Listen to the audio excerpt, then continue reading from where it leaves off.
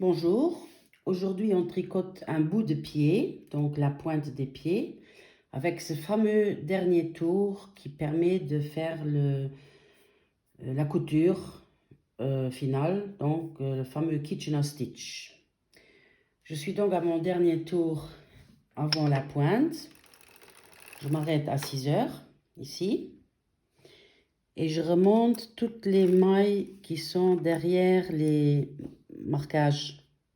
La moitié du cylindre, donc toute la moitié arrière du cylindre, je vais mettre les mailles hors tricot en les remontant. Voilà, je termine le tour, je m'arrête à midi. Je soulève une aiguille du côté droit et je mets le heel spring, donc le ressort à talon, pour avoir de la tension. Et je reviens en arrière. Donc j'ai remonté une aiguille du côté droit, j'ai monté une aiguille du côté gauche. Et je reviens en arrière.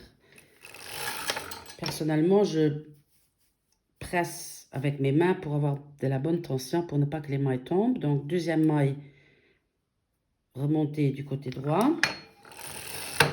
Je reviens en arrière. Je remonte la deuxième.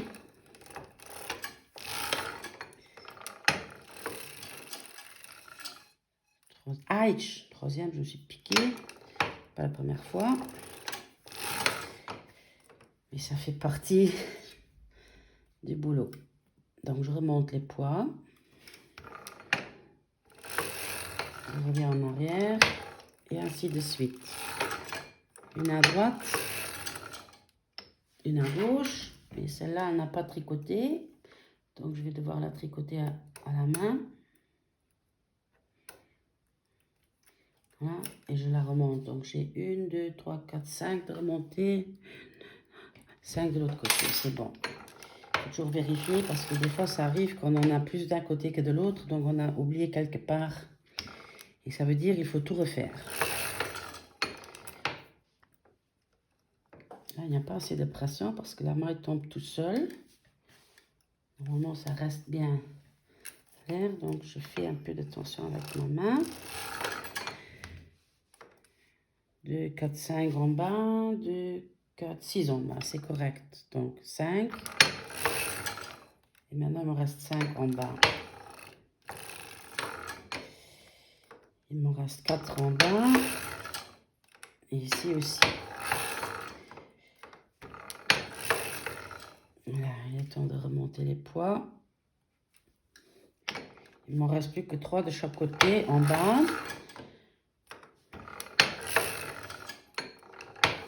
Voilà, les deux dernières avant le marquage, je les monte ensemble. Ici, la même chose.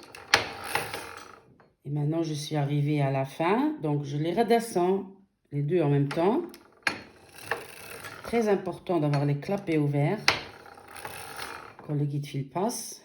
Maintenant, une et une à droite, une à gauche. Je remonte les poids une dernière fois. Normalement, c'est bon. À partir d'ici, je ne devrais normalement plus modifier les poids. Donc, ça va aller tout seul si tout va bien. Alors, 1, 2, la troisième, je la descends. 1, 2, la troisième, je la descends. Clapet ouvert. 4, 4, 5, 5. Et ainsi de suite.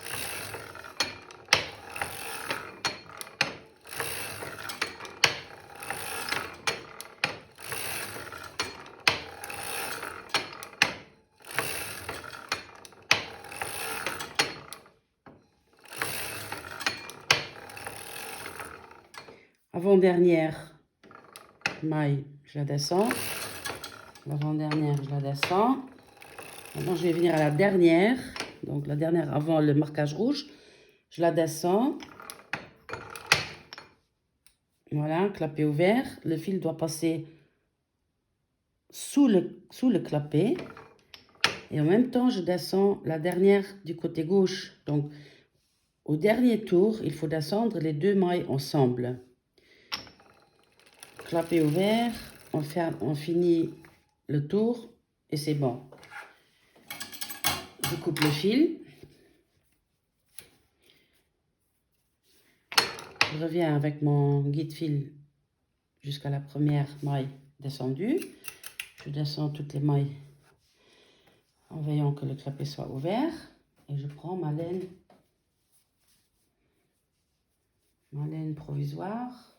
Dans mon cas, c'est du crochet coton que je trouve pratique parce qu'il est très costaud. On peut le réutiliser. On ne le pique pas facilement avec l'aiguille quand on coud au bout des pieds. Voilà. Je descends le reste des aiguilles. Je vérifie si les clapets sont bien fermés et je fais 6-7 tours. 1, 2, 3, 4, 5, 6, 7. Et je coupe. Hop là, voilà. Maintenant c'est fini, j'enlève mes poids.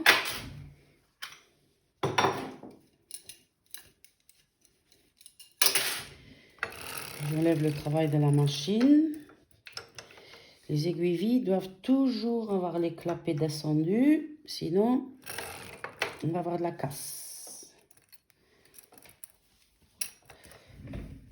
Voilà, j'essaie de vous montrer ça ici. Donc, la pointe des pieds